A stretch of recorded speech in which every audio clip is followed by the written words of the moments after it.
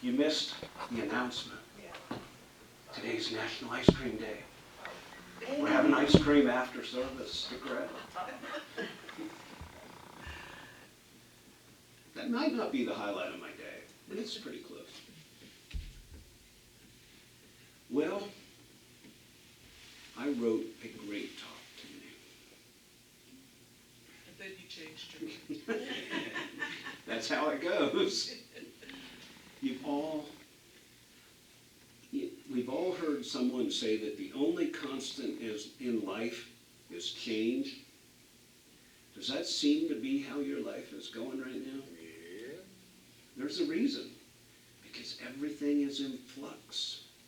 We're all expanding in our consciousness, our awareness. And we can't change, or we can't grow without change. And I'll talk more about that. I want to quote Natalie Thompson. And for those of you who don't know Natalie Thompson, she's the author, or she dreams of a world where the coffee pots are never empty and everyone lives the life of their dreams. So here's her quote. Big changes don't have to be hard, but they do have to start with a choice. This is where real change begins.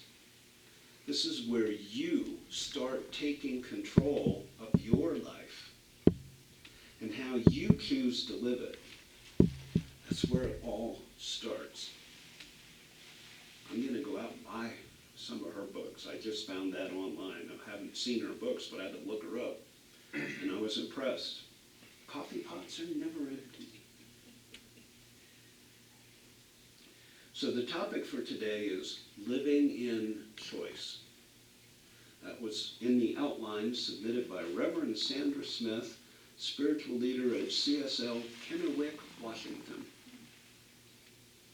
And she began her outline with this point of view from the Science of Mind textbook, which is our main text and teaching. The divine plan is one of freedom. Bondage is not God-ordained. Freedom is the birthright of every living soul. All instinctively feel this. The truth points to freedom under law. Thus, the inherent nature of man is forever seeking to express itself in terms of freedom. Now, Dr. Holmes wrote that in the 20s or the 30s, because that's when the textbook came out. But it seems to apply equally well today. So how do we go about living our life of choice? First point that I added to the outline is stand up for what you believe in. In today's world, there are so many things that we're called to stand up for. Equality for every living being, not just human beings. Clean water. Food for all people. Treating our environment in a mindful way. Treating others in a kind and respectful way. And when I saw the topic for the day, a quote came to mind that I want to share with you. It's a very famous quote from Martin Niemöller. And if you don't know the name, he was a Lutheran minister in Germany who spent 7 years in a Nazi death camp. He was German, but he was outspoken.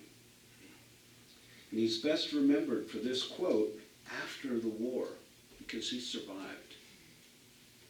First, they came for the socialists, and I didn't speak out, because I was not a socialist. Then they came for the trade unionists, and I didn't speak out, because I was not a trade unionist. Then they came for the Jews, and I didn't speak out, because I was not a Jew. Then they came for me, and there was no one left to speak for me. there's a value in speaking up. Perhaps this reminds you of some situation going on in the world today. When they label us, they can separate us. I'm not sure how any person of consciousness can embrace separation of people who are all one in spirit. Dr. Wayne Dyer said this: remember, we all have choices to make, choices about what we believe, what we tolerate, what we endorse, and how we choose to live. In my experience working with a variety of people over several decades, far too many individuals choose to be anonymous members of the pack, therefore suffering from the inner remorse that makes them feel like failures, filled with conflict and resentment and wondering what the meaning of life is, end quote. We choose to be anonymous members of the pack. That's okay if you're a Wolfpack fan. Not so much otherwise. But before you become too radicalized, because we can get energized, in the words of Rachel Carson, and I had to look her up, Rachel Carlson passed away in the 40s, but she was literally the mother of the world environmental movement. Single-handedly created a movement. She says, it can be very simple. We can make a sad or lonely person smile. We can make a dog wag its tail,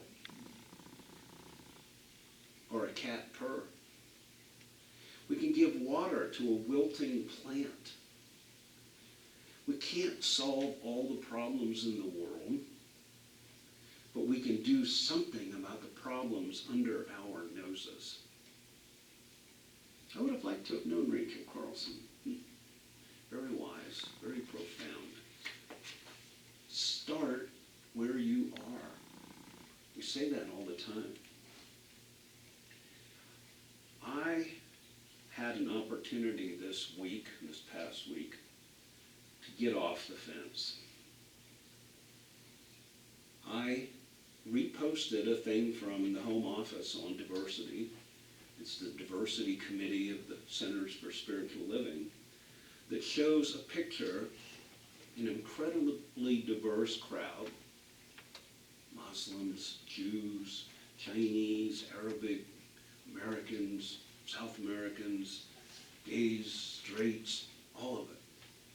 And you post it, and I thought, this is great. No one will give any negative feedback on this, except my best friend from the Air Force. He's like my brother. He's closer than any of my brothers. He said, agreed, assuming they're all legal. Whoa. Normally, I choose to wait a while to respond to those. I'm getting real emotional remembering this. It's my brother. I wrote in capital letters, reposted to Facebook. It's still out there if anyone chooses. Who cares? Exclamation point. And then I went low and I got personal. Get over yourself. To one of my best friends in life. And then I said, from a spiritual level, I don't remember exactly what I said. And then I said, unfriend me if you must, my brother. And he came back quickly. No, there's no reason to unfriend you. I just, and he wanted to open a dialogue about it. And we went back and forth a few times, and I thanked him for the dialogue and asking for some rationale behind it. And he said, he was asking, he wanted input. Where do we draw the line? How many millions of people can we absorb into the country? And it became clear to me, his concern is not for him. His concern is for his children, that they'll have less. And I haven't responded yet, and I might take it offline, but I want to share some of what I'm going to tell him. I don't have the answer. There are no political answers to this situation. There's tons of spiritual answers.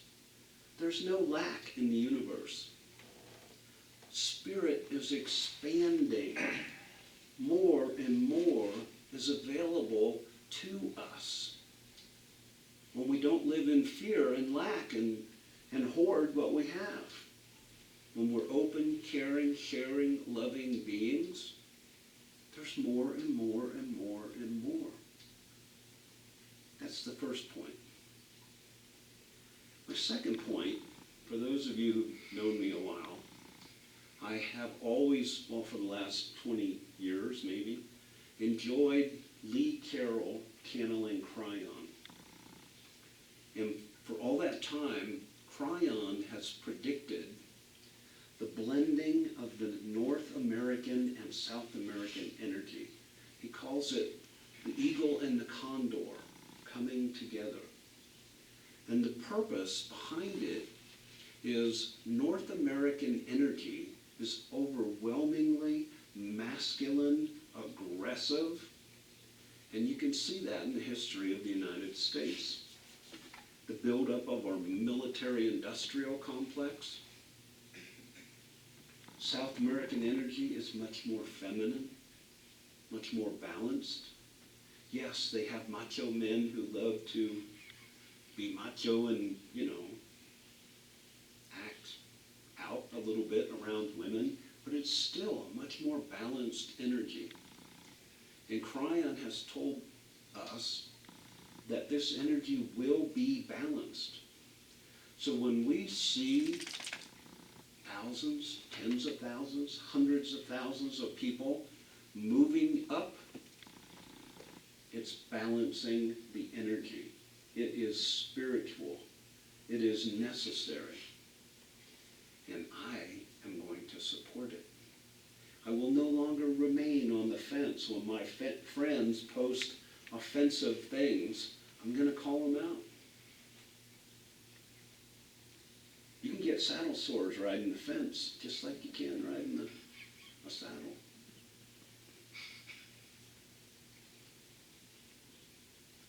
But we all have our own choices. Don't get overly excited about something that's not for you. If you are passionate about it, it's your call to get involved. But you don't ever have to watch someone else talk in a fashion that upsets you. This morning we had on CBS, they had a comedian from Australia. I'm forgetting her name. Douglas is all I remember is the last Hannah. name. What was it? Douglas is the last name. Hannah. No, that's her Hannah. act. Oh. What was the name? Hannah was your first name? Hannah something. She has an act going in LA right now. She's world famous like overnight. She is lesbian, identifies as that, although in her routine she goes, okay, I'm out. I'm going to identify from now on as tired. Tired.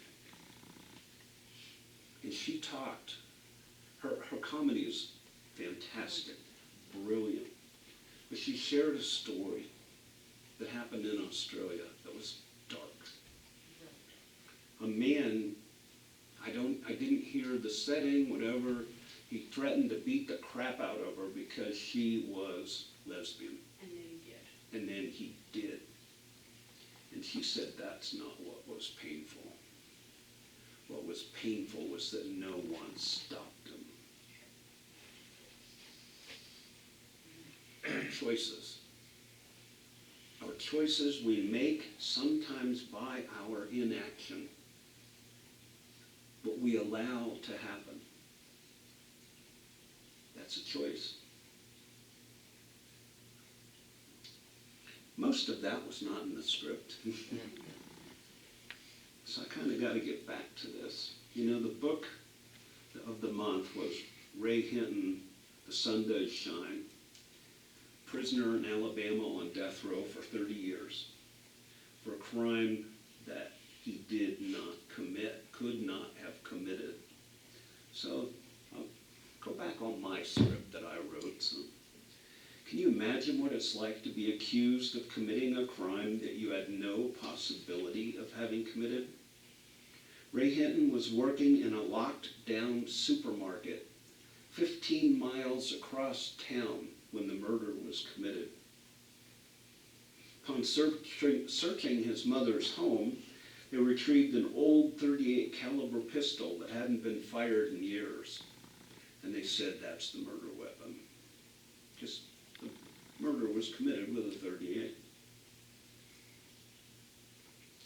He passed a polygraph test that was given to him. But many people believe that anybody could pass a polygraph test and fake their way through. Last week I talked about we make a decision and then we search for evidence to prove our decision. That's what happened to Mr. Hinton. During his trial, he was told this would be a lot better if you just confessed to the crime. You wouldn't be given the death sentence. He said, I will not confess to a crime I didn't commit. He held his high road, his truth. Not everyone does. During his stay in prison, 32 years on death row, he went through a whole range of emotions. Obviously, anger at the injustice, sullenness. Finally, he gained a quiet acceptance and determination that he wouldn't allow that to define who he was. And he began his own work to be released. Someone who knows a bit about that kind of justice is Nelson Mandela. And I offer you this quote. May your choices reflect your hopes, not your fears. Here's a quote from a lady, Jennifer N. Smith. By knowing that you can fail and making the choice to take the risk, you will be setting yourself up for success, not for failure. I believe the opposite is also true. I don't believe you can achieve success until you're willing to risk failure. Yesterday, well, it was probably 2 days ago because I really prepared a lot of this yesterday. Someone posted a picture of a tree on Facebook. And it was really a great message for me at that time. And they reminded us that the last thing to grow on a tree is the fruit. Trees don't produce fruit until they're grown. If we give up before the fruit is formed, what have we achieved? We grew a tree. We grew a fruit tree. We didn't wait for the fruit to form. Somehow I think that applies to this circle's edge. Our fruit is forming. One of the most important choices we always make, we always have to do, is always tell the truth. When you know the truth, you're set free from the untruth. When you know yourself as evolving, expanding intelligence, you're set free from your former patterns of unintelligence. That's from Raymond Charles Barker in The Power of Decision. At work, honesty is always the best policy. If you make a mistake, admit it. Take steps to rectify the situation. You will be known by your integrity. And I want to share a story with you about my career at Sierra Pacific Power. 35 years ago, I worked for a department that was a liaison between the accounting and the data processing department. We were called Accounting Systems Control. We were responsible for organizing all the mainframe processes that will be run at night to give accounting the reports in the morning.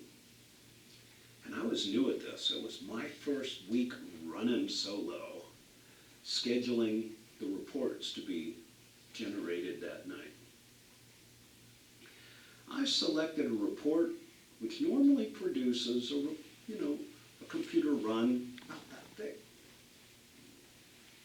When I walked in the morning, I had 5.5 boxes, big boxes of paper from the report I'd run that night, and it took all night to run. The computer operator says, "Bet you didn't mean to run that one, did you?" And I said, "No." The good news was, first it ran the summary report, then it ran the detailed report. And he said, "I've seen this before. Take the detailed report and send it to shredding. No one will know." "That's not my style." I said, "I know." So I loaded up my 5.5 boxes of paper and I put it in my boss's office. When she came in, she goes, "Moyer, what's that?" I said, "You know that summary report we run every night?" "Yeah, that's the detail." "Why did you run that?" And I said, "Oops." She said, "Why didn't you get rid of it?" I said, "I wanted you to know. I wasted 5.5 boxes of paper." She goes, "Okay, I know now. Is there any use for this?" I said, "Paper waves, I don't know." She forgot about it within a year or two, or 3. But she never forgot that I was willing to own up to and draw attention to my mistake. And that reputation stuck with me for years at the power company. I can honestly say one of the best things that ever happened to me was, oops, oops. And I'm one that doesn't like to kill trees for lengthy paper reports. Now it's all digital, thank God. I believe I'm quoting, or roughly quoting, Mark Twain, who said, as it relates to a relationship, it's always best to tell the truth about everything. If you tell the truth, you never have to worry about remembering what you said. Oh, that's practical. I like that. Last week I told you that Nelson Mandela was so pleasant to his guards that they had to rotate the guards around him every 3 months. And the end result was that all the guards loved him, not just the ones that guarded him. Something similar happened to Ray Hinton, who was on death row. His last 10 years there, he had changed so much. He became a positive influence on his guards, as well as all the other people on death row. He helped them take control of their lives, even though they were on death row, or they were jailers in a high security facility. We never know who and how we're going to impact people when we make a choice to be decent, honest, approachable, all the things that we naturally are. We have to learn otherwise. We have to make choices to be other than what we are. Spiritual, loving, compassionate beings.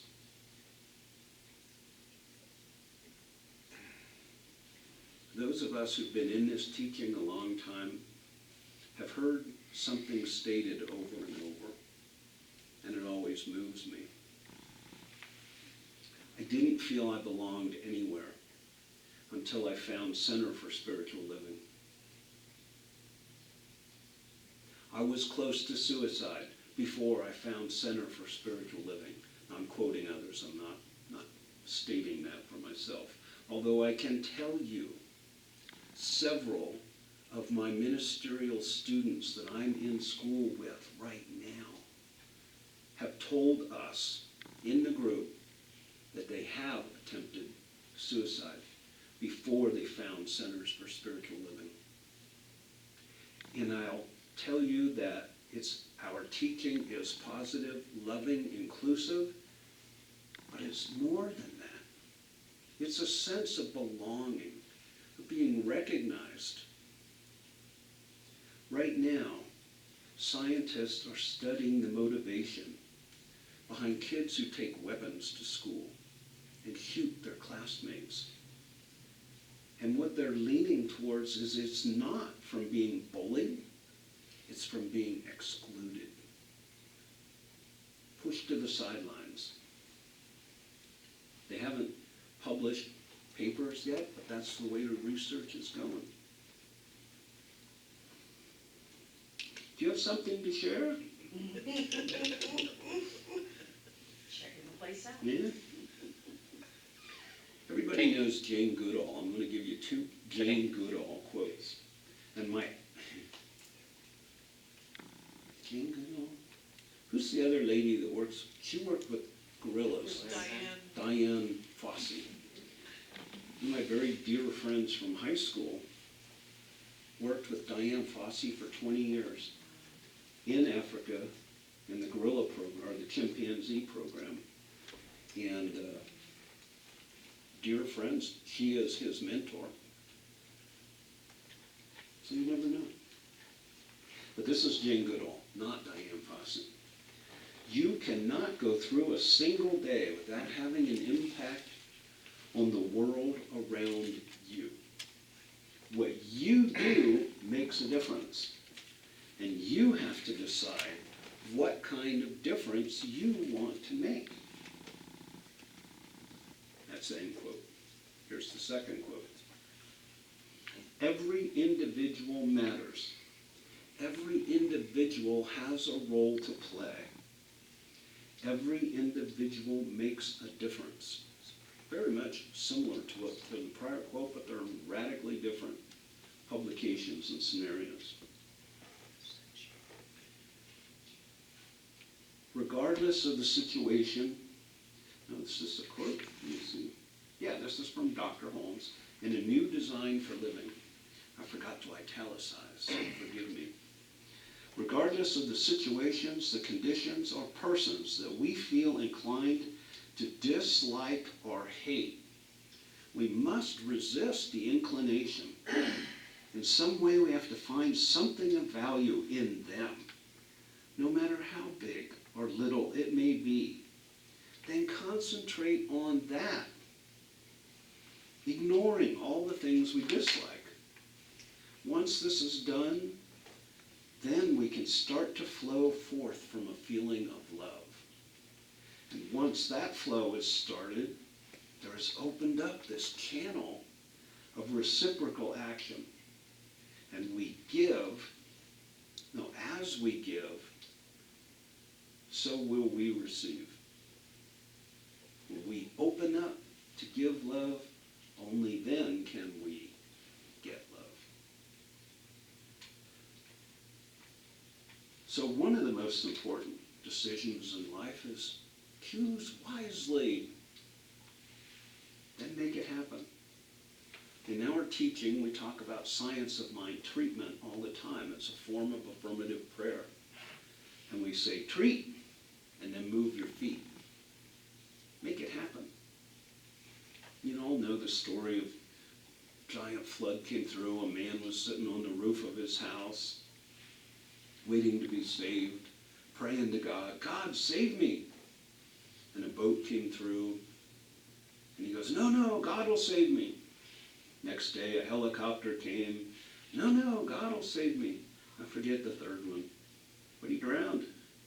And when he got to heaven, he said, God, I was praying. Why didn't you save me? I sent a boat and a helicopter and something else. Why didn't you accept it? I love that story. Yeah. Anyway. Look for your choices. Pick the best one and go with it. That's from that great philosopher, Pat Riley, who used to coach the Lakers.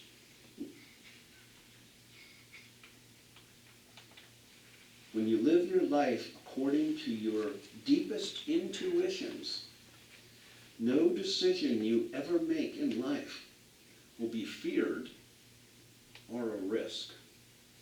That's from a lady named Keisha Chante. That applied to me this morning. I was requested to do something that 2 nights ago I was told in a dream not to do. And the person said, and I won't volunteer, bud, it was a great idea he came up with. And even when I'm hearing it, I'm going, oh yeah, that's a great idea. Except 2 nights ago I was told, no, don't do that. There's something else going to happen that we don't know about right now. We'll wait and see. Spirit got this one. We'll just rely on it. Okay. In every single thing you do, you are choosing your direction. Your life is a product of your choices. And I want to quote that great philosopher of the 19th, Amelia Earhart. The most difficult thing is the decision to act. The rest is merely tenacity. The fears are paper tigers. You can do anything you decide to do. You can act to change and control your life, and the procedure, the process,